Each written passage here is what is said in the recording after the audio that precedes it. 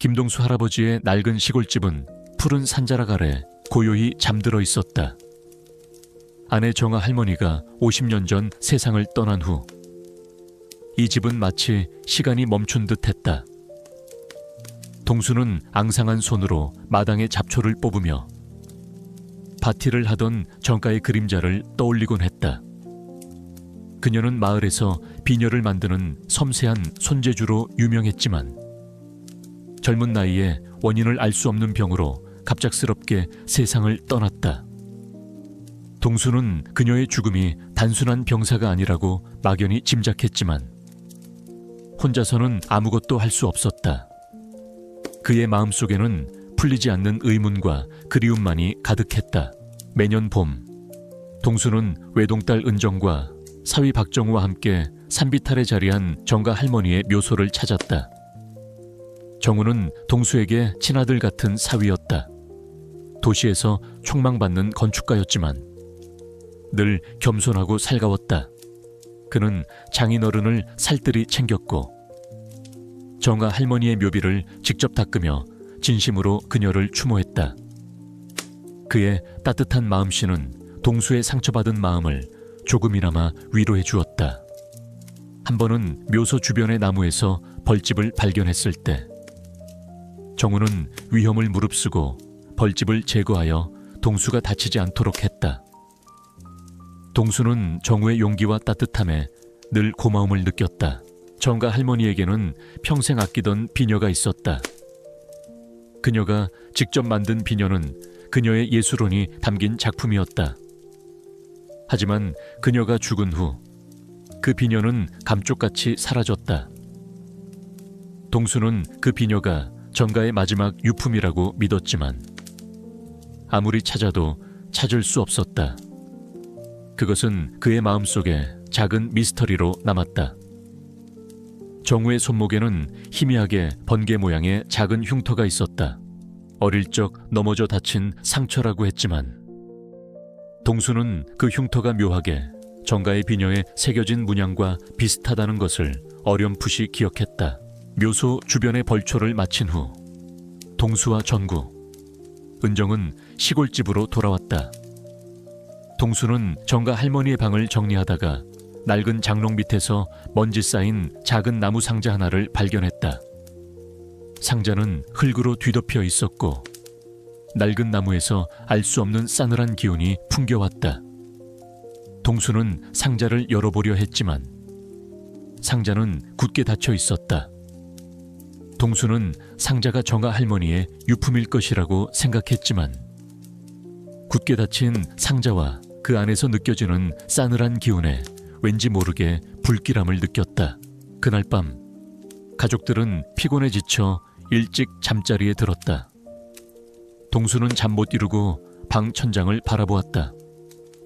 희미한 달빛이 창문을 통해 방 안을 비췄다. 그때 그는 정가 할머니가 살아생전 늘 비녀를 꽂고 앉아 글을 쓰던 책상 위를 물끄러미 바라보았다. 낡은 책상 위에는 정가 할머니의 마지막 유품인 낡은 비녀통이 놓여 있었다. 동수는 알지 못했다. 낡은 장롱 밑에서 발견된 나무 상자 안에 그리고 정우의 손목에 있는 흉터 속에 50년 전 미제로 남았던 정가 할머니의 죽음에 대한 끔찍한 진실이 숨겨져 있다는 것을, 그리고 그 진실이 이 평화로운 시골집의 운명을 송두리째 뒤흔들 것이라는 것을. 김동수 할아버지의 손에 들린 낡은 나무 상자는 차가웠지만 그의 머릿속은 정아 할머니의 죽음 뒤에 숨겨진 비밀에 대한 의심으로 뜨겁게 달아올랐어. 녀석의 간절했던 눈빛이 자꾸만 그의 뇌리에서 떠나지 않았지. 상자에서 풍기는 퀴퀴한 곰팡이 냄새와 함께 알 수 없는 불길한 기운이 그의 신경을 곤두세웠어. 동수는 상자를 열어보려 애썼지만 상자는 굳게 잠겨 있었어. 그는 상자를 흔들어 보았지만 안에서는 어떤 금속성 물체가 부딪히는 소리만 희미하게 들릴 뿐이었지.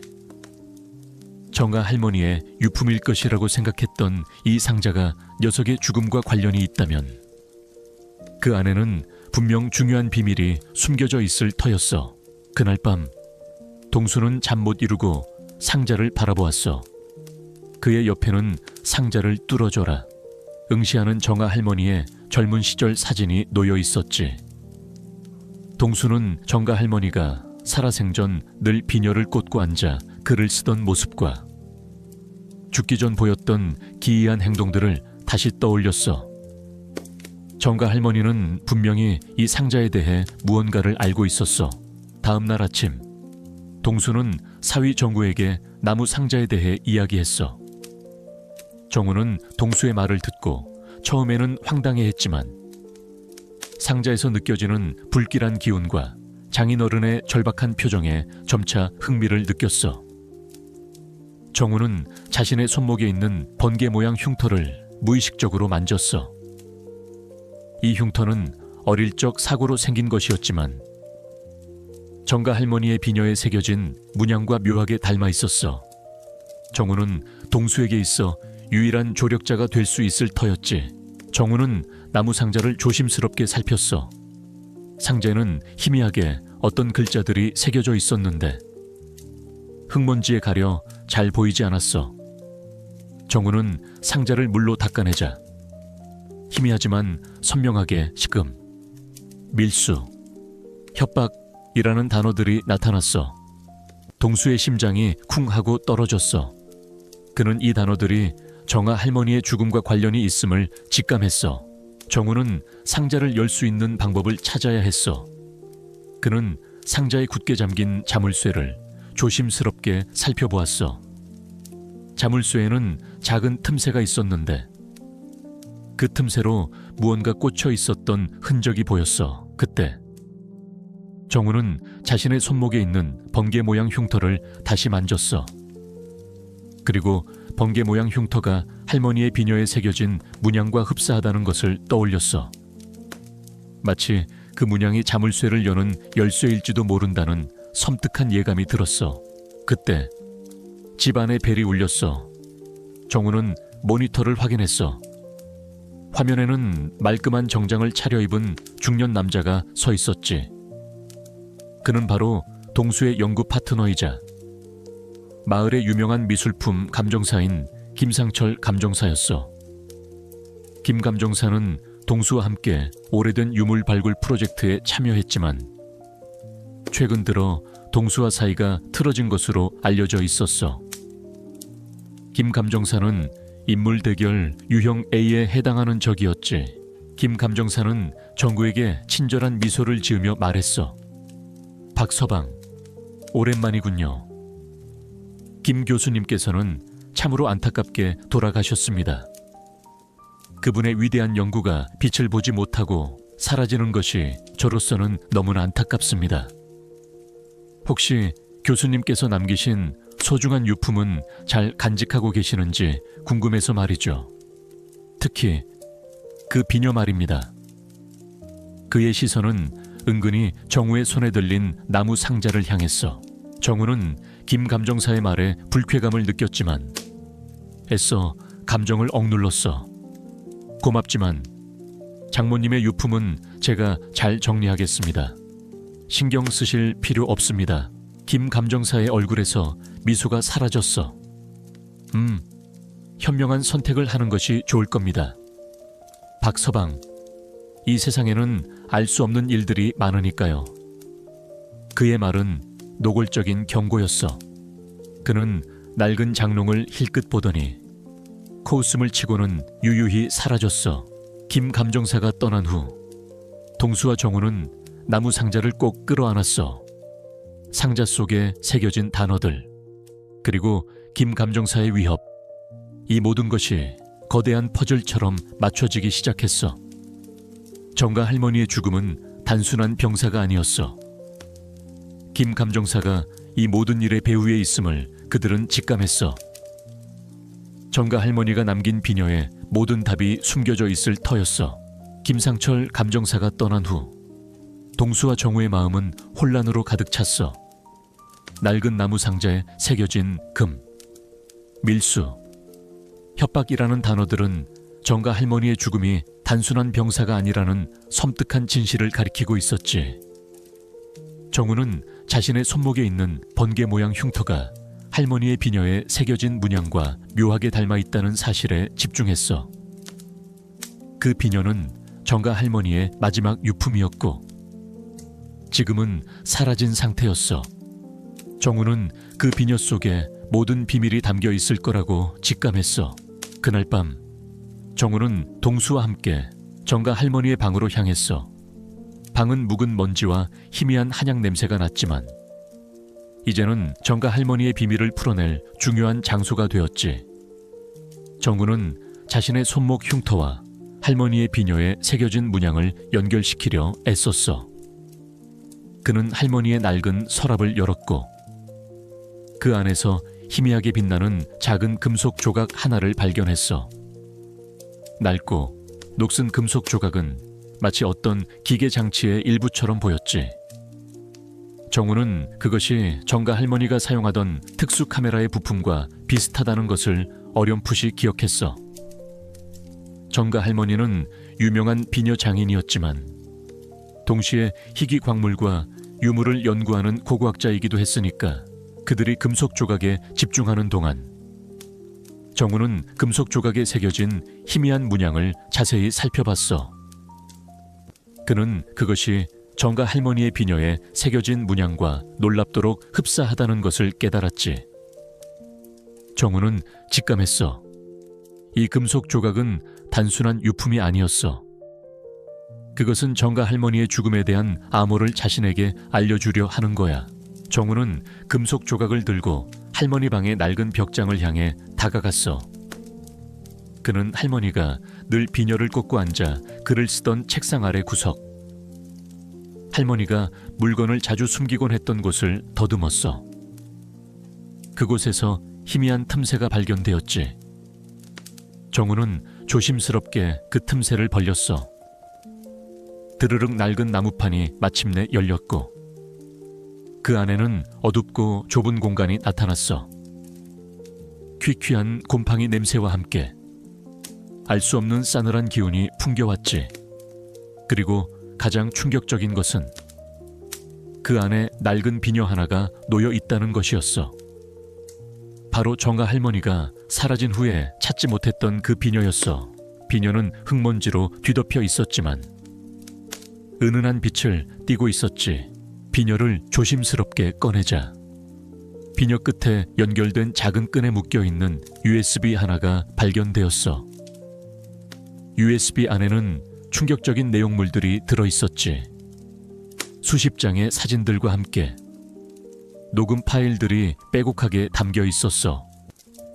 사진 속에는 정가 할머니가 김상철 감정색에 협박당하는 모습, 그리고 김상철 감정사가 이 집의 특정 장소를 몰래 촬영하는 모습이 담겨 있었어. 녹음 파일은 정가 할머니와 김상철 감정사의 대화였지. 김상철 감정사는 정가 할머니가 숨겨둔 희귀 광물, 광산의 지도를 노리고 있었고 그 광산을 강탈하기 위해 할머니를 살해했던 거야. 녹음 파일의 마지막 부분에는 김상철 감정사가 정가 할머니를 위협하고 할머니가 비명을 지르며 쓰러지는 소리가 생생하게 담겨 있었어. 정우는 충격에 말을 잇지 못했어. 정가 할머니의 죽음은 단순한 병사가 아니었어. 김상철 감정사가 자신의 탐욕을 채우기 위해 할머니를 살해하고 시신을 집안에 유기했던 거야. 그리고 50년 동안 그 끔찍한 진실은 장롱 밑에 비녀에 숨겨져 있었던 거지. 정우는 자신의 손목에 있는 번개 모양 흉터가 바로 정가 할머니가 광산을 발견했을 때 입었던 상처와 같은 위치에 있다는 것을 깨달았어. 할머니는 그 상처를 통해 자신에게 진실을 알려주려 했던 거야. 녀석의 발톱에 묻어있던 붉은 반점은 바로 그곳에서 흐른 피의 흔적이었다. 정우는 비녀를 꽉 쥐었어.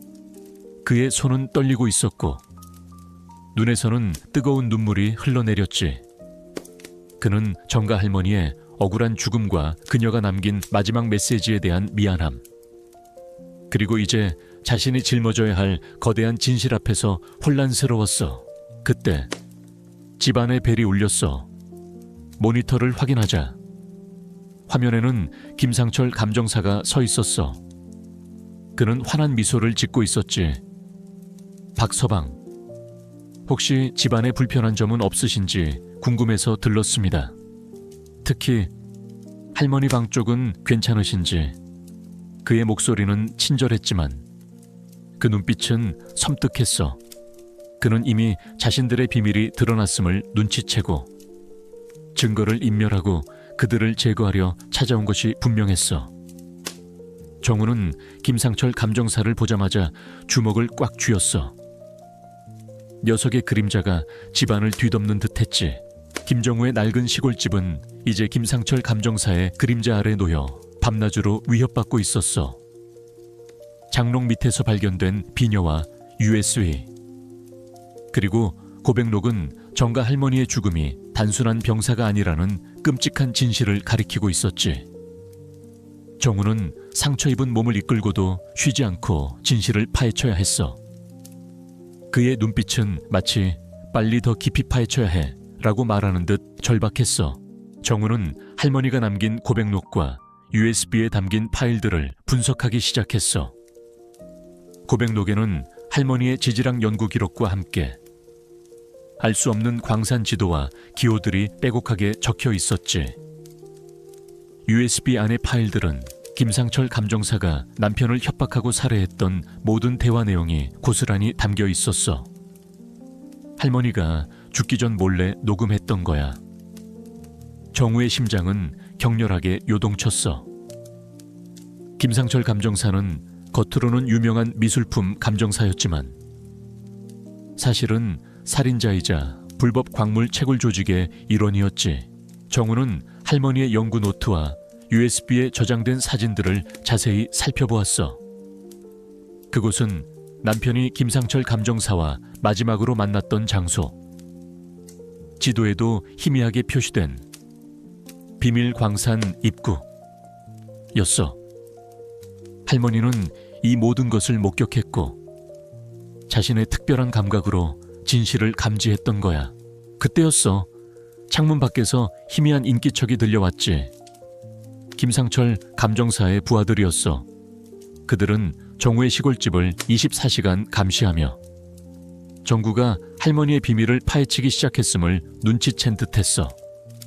낡은 검은색 트럭 한 대가 그들의 집 앞에 조용히 다가왔어. 차 안에는 건장한 남자 2명이 서 있었지. 그들은 김상철 감정사의 그림자처럼 움직이는 해결사들이었어. 그들은 창문 밖에서 집안을 엿보려 했어. 이봐, 박정우 쓸데없는 짓 하지 마라. 내 장모님의 죽음은 단순한 사고야. 괜히 건드리면 좋은 꼴 못 볼 거야. 그들의 목소리는 차갑고 섬뜩했어. 그들은 할머니의 영정사진을 힐끗 보더니 코웃음을 쳤지. 미친 할망구 따위가 뭘 안다고 어차피 죽은 목숨인데. 그들의 말은 노골적인 위협이었어. 정우는 경찰에 신고하려 했지만 이내 망설였어. 김상철 감정사는 이미 경찰 고위층까지 매수했을 가능성이 컸지. 그가 움직이는 순간 김상철 감정사는 모든 것을 은폐하고 증거를 파기할 터였어. 그는 이제 고립된 상황이었지. 이 싸움은 오직 자신들만의 외로운 싸움이었어. 정우의 손목에 있는 번개 모양 흉터가 욱신거리는 듯했어. 마치 할머니의 비녀에 새겨진 문양처럼. 그것은 그를 영원히 과거의 비극적인 순간과 연결시키는 표식이었지. 시간은 속절없이 흘렀어.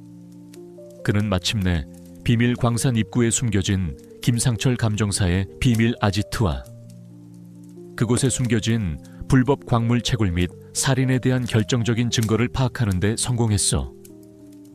그곳에는 김상철 감정사가 자신의 범죄를 숨기기 위해 설치한 지하 감시 시스템이 있었지. 이 시스템은 정가 할머니가 광산에서 우연히 김상철 감정사의 밀수 현장을 목격하자 그를 살해하고 그의 치매를 조작했던 장치였어. 할머니는 이 모든 것을 목격했고 자신의 특별한 감각으로 진실을 감지했던 거야. 그리고 그는 가장 충격적인 진실과 마주했어. 김상철 감정사는 오늘 밤 자정, 이 시스템을 통해 마지막으로 불법 채굴한 광물들을 해외로 밀반출할 계획이었지. 그의 목표는 자신의 범죄를 완전히 숨기고 막대한 이익을 얻어 영원히 잠적하는 것이었어. 시간은 24시간도 차에 남지 않았어. 그들이 나서지 않으면 할머니의 억울함은 영원히 묻히고 김상철 감정사의 범죄는 세상에 드러나지 않을 터였지. 그 순간 정우의 휴대폰으로 익명의 문자가 날아왔어. 발신자 번호는 알 수 없었어. 내 놈의 어리석은 짓은 이제 끝이야. 더 이상 파헤치려 들면 내 목숨뿐만 아니라 그 빌어먹을 할망구 유품도 똑같은 운명을 맞이할 것이다. 자정 12시 비밀 광산 입구에서 모든 것이 끝날 것이다. 너는 산속에서 죽을 것이다. 문제는 정우의 손목 흉터 사진과 함께 산림 지도에 D-Day라고 적힌 표식이 첨부되어 있었어. 김상철 감정사는 그들의 움직임을 이미 알고 있었고 그들을 함정으로 유인하고 있었지. 정우는 경악했어.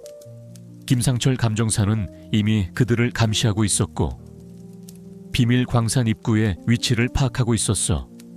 그는 이제 완전히 벼랑 끝에 몰렸지. 그들이 나서지 않으면 할머니의 억울함은 영원히 묻히고 김상철 감정사의 범죄는 세상에 드러나지 않을 터였어.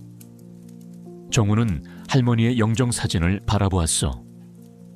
할머니의 눈빛에는 두려움보다 더 강렬한 결의가 담겨 있었지. 그는 이제 모든 것을 걸고 어둠 속으로 뛰어들어야만 했어.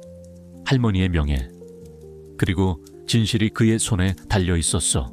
밤 11시 45분 김동수 할아버지의 시골집 뒤편 산속에 숨겨진 비밀 광산 입구는 칠흑 같은 어둠 속에 잠겨 있었어.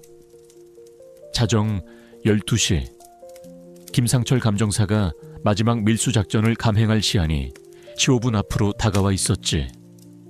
정우는 낡은 광산 입구를 조심스럽게 열고 안으로 들어섰어. 퀴퀴한 흙먼지 냄새와 함께 알 수 없는 습기가 코를 찔렀어.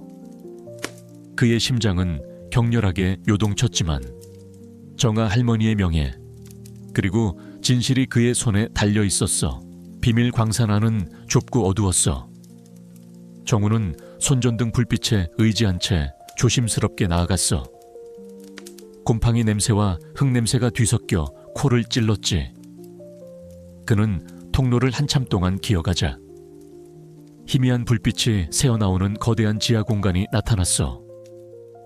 그곳은 김상철 감정사의 비밀 아지트였지. 낡은 상자들과 불법 채굴된 광물들이 어지럽게 널려 있었고 그곳에서 김상철 감정사와 그의 부하들이 분주하게 움직이고 있었어. 김상철 감정사의 얼굴에는 탐욕스러운 미소가 걸려 있었고 그의 손에는 광물 밀반출 계약서가 들려 있었지. 이봐, 빨리 서둘러 자정 전에는 다 처리해야 해. 김상철 감정사의 날카로운 목소리가 아지트 안에 울려 퍼졌어. 그는 불법 채굴한 광물들을 트럭에 싣고 있었지. 정우의 눈에 분노의 불꽃이 타올랐어. 저들이 정가 할머니를 죽이고 이제는 산의 모든 것을 강탈하려 하고 있었으니까 그는 더 이상 참을 수 없었어. 정우는 주머니에서 비녀를 꺼내 쥐었어. 가방! 그 순간 아지트 한 구석에 숨어있던 나비가 맹렬하게 울부짖으며 김상철 감정사를 향해 달려들었어. 녀석의 울음소리는 아지트 안을 뒤흔들 만큼 격렬했고 그 울음소리에는 분노와 복수심이 가득했지. 나비는 김상철 감정사의 다리를 향해 송곳니를 드러내며 덤벼들었어. 김상철 감정사는 깜짝 놀라 뒤로 물러섰어. 나비는 김상철 감정사의 다리를 물어뜯으며 필사적으로 매달렸어. 녀석의 발톱은 김상철 감정사의 옷을 찢고 그의 다리에 깊은 상처를 남겼고, 김상철 감정사는 고통에 비명을 질렀어. 이런 미친 고양이 같은 이라고 김상철 감정사의 부하들이 나비를 향해 몽둥이를 휘둘렀어. 나비는 몽둥이 세례를 받으며 몸을 휘청거렸지만 결코 물러서지 않았어. 녀석의 몸은 이미 상처투성이가 되었고 곳곳에서 피가 배어나왔지. 하지만 나비는 쓰러지고 또 쓰러지면서도 필사적으로 김상철 감정사의 손에 들린 서류 가방을 노렸어. 녀석의 눈에서는 붉은 피눈물이 다시금 흘러내렸어. 그것은 정가 할머니의 억울함과 빼앗긴 진실에 대한 나비의 처절한 절규이자 진실을 향한 녀석의 마지막 몸부림이었어. 나비의 끈질긴 공격에 김상철 감정사는 마침내 서류 가방을 떨어뜨렸어. 툭, 서류 가방이 차가운 바닥에 떨어지는 소리가 밤의 정적을 갈랐어. 그 사이 정우는 김상철 감정색에 달려들어 그의 손에서 서류 가방을 빼앗았어. 젠장 내 가방을 내놔. 김상철 감정사가 분노의 찬 목소리로 소리치며 정구에게 달려들었어. 그의 손에는 칼날이 번뜩였지. 윙! 바로 그 순간 아지트 밖에서 요란한 경찰차 사이렌 소리가 울려 퍼졌어. 박지민 경위가 미리 경찰에 연락을 취해둔 것이었지. 늦은 밤 고요한 산속에서 들려오는 사이렌 소리는 마치 천둥 소리처럼 울려 퍼졌고 김상철 감정사와 그의 부하들의 얼굴은 공포로 질렸어. 경찰 특공대가 광산 입구를 부수고 안으로 들이닥쳤어. 김상철 감정사와 그의 부하들은 당황하여 도망치려 했지만 이미 경찰에 의해 포위된 상황이었어. 김상철 감정사는 아지트 바닥에 떨어져 있는 서류 가방을 보며 얼굴이 하얗게 질렸어. 그는 필사적으로 발뺌하려 했지만 이미 모든 것이 끝난 뒤였어. 경찰은 김상철 감정사와 그의 부하들을 즉시 체포했어. 김상철 감정사는 마지막까지 이 고양이가 모든 것을 망쳤어 라며 나비를 향해 증오심 어린 눈빛을 보냈어. 나비는 정우의 품에 안겨 녀석의 몸은 미세하게 떨리고 있었지만 그 눈빛은 이제 승리와 함께 깊은 평온함으로 가득했지.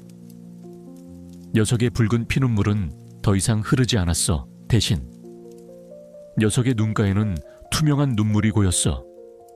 그것은 슬픔이 아닌 정가 할머니의 억울함이 마침내 밝혀졌음에 대한 안도와 기쁨의 눈물이었어. 정우는 나비의 털을 쓰다듬었어. 녀석의 발톱에 묻어있던 것은 더 이상 피나 흙먼지가 아니었어. 그것은 진실을 찾아낸 피맺힌 증거이자 정구와 나비의 끈끈한 유대감을 증명하는 영광스러운 표식이었지. 지하의 어둠이 걷히고 새로운 빛이 들이우는 순간이었어. 경찰과 수사관들이 김상철 감정사 일당을 연행해 간 후 김동수 할아버지의 식당 지하 아지트는 새벽의 차가운 공기 속에 덩그러니 남겨졌어요. 격렬했던 싸움의 흔적들, 어지럽혀진 광물들과 장비들, 그리고 희미하게 남은 핏자국이 모든 것이 현실이었음을 증명하고 있었죠. 정우는 나비를 품에 안은 채 주저앉았고 박지민 경위는 긴장이 풀린 듯 깊은 숨을 몰아쉬었어요. 나비는 정우의 품에 안겨 녀석의 몸은 피투성이가 되었지만 그 눈빛은 승리와 함께 깊은 안도감을 담고 있었어요. 경찰 조사는 급물살을 탔어요. 나비가 찾아낸 휴대폰과 녹음 파일, 그리고 김상철 감정사의 서류 가방에서 발견된 횡령 및 살인 증거들은 결정적이었죠. 녹음 파일에는 김상철 감정사가 정가 할머니를 살해하고 희귀 광물을 불법적으로 채굴하며 숲을 훼손했던 모든 대화 내용이 고스란히 담겨 있었어요. 김상철 감정사는 정가 할머니의 실종을 단순한 사고로 위장했던 거예요. 그는 살인, 불법 광물 채굴, 산림훼손, 증거인멸 등 중대한 혐의로 기소되어 법의 심판대 위에 섰어요. 정아 할머니의 억울함이 만천에 드러났고 사회는 이 사건의 충격적인 진실 앞에 경악했어요. 며칠 후 모든 사건이 정리되고 정우의 삶에는 비로소 깊은 평화가 찾아왔어요. 정가 할머니의 억울함이 풀리고 진범이 처벌받는 과정을 지켜보며 정우의 마음속 깊이 응어리졌던 슬픔과 분노는 조금씩 치유되기 시작했어요. 그는 더 이상 불안과 의심 속에 살지 않았죠. 정우는 정가 할머니의 명예를 회복하고 김상철 감정사 일당에게서 환수된 불법 수익금과 보상금을 활용하여 나비의 등불재단을 설립했어요. 이 재단은 나비의 사례를 본보기 삼아 동물들이 예술품 보호나 범죄 수사에 기여할 수 있도록 돕는 동물 증인 지원 프로그램들 운영하는 데 주력했어요. 또한 부당하게 재산을 잃거나 고통받는 이들을 위한 법률 및 심리 상담을 제공했죠. 재단은 언론과 시민들의 큰 지지를 받으며 빠르게 성장해 나갔고 정우는 재단의 운영에 직접 참여하며 자신의 경험과 정가 할머니의 희생을 바탕으로 많은 이들에게 희망을 주었어요. 박지민 경위 또한 이 사건을 통해 탁월한 수사 능력과 뛰어난 통찰력을 인정받아 특진했어요. 그는 강력계의 유능한 인물로 성장했으며 정구와 함께 재단의 자문위원으로 활동했죠. 그는 나비의 등불재단의 중요한 기둥이 되어 동물 증인 지원 프로그램의 체계적인 구축과 운영을 이끌었어요. 그의 사무실 벽에는 나비가 가져온 휴대폰과 녹음 파일 4본이 나란히 놓여 있었어요. 나비는 최고의 수의사에게 치료를 받고 건강을 완전히 회복했어요. 녀석의 몸에 난 상처와 김상철 감정색에 물린 다리의 상처는 이제 정가 할머니의 억울함을 밝혀낸 영광스러운 증표가 되었어요. 나비는 더 이상 붉은 피눈물을 흘리지 않았죠. 녀석의 눈빛은 이전의 절박함이나 광기 대신 깊은 평온함과 사랑으로 가득했어요. 밤이 되면 녀석은 정우의 침대 발치에 조용히 웅크리고 잠들었고 전구는 나비의 규칙적인 숨소리를 들으며 비로소 편안한 잠에 들 수 있었어요. 나비는 정우의 가장 든든한 동반자이자 삶의 마지막 퍼즐 조각이었어요. 정우는 이제 나비가 할머니의 비녀를 물고 왔던 이유를 완벽하게 이해했어요. 녀석은 그를 해치려 한 것이 아니라 피 맺힌 사랑과 절박함으로 할머니의 비밀을 알려주고 그에게 위험을 경고했던 거예요. 나비의 붉은 피눈물은 단순한 슬픔의 표현이 아니었어요. 그것은 할머니의 억울함을 외치는 처절한 절규이자 정구를 향한 필사적인 믿음과 사랑의 증표였죠. 정구는 나비와의 깊어진 유대감 속에서 잃어버렸던 삶의 의미를 되찾고 새로운 희망을 품게 되었어요. 그들은 이제 단순한 주인과 반려묘가 아니었어요. 그들은 서로의 삶을 구원한 진정한 동반자이자 가족이었죠. 이 새로운 평화 속에서 정구와 나비는 앞으로 다가올 어떤 시련도 함께 헤쳐나갈 준비가 되어 있었어요. 세월은 강물처럼 흘렀지만 박정우 사위와 그의 충직한 반려묘 까망이의 이야기는 낡은 시골집을 넘어 전국에 울려 퍼졌어요. 김상철 감정사의 탐욕과 잔혹한 범죄는 사회에 큰 충격을 주었지만 까망이의 기적 같은 활약은 인간과 동물 그리고 진실의 유대감이 얼마나 강력한 힘을 지니는지 증명하는 살아있는 증거가 되었죠. 정우는 장모님의 명예를 되찾은 건축가로, 까망이는 억울함을 푼 영웅력으로 불리며 존경받았어요.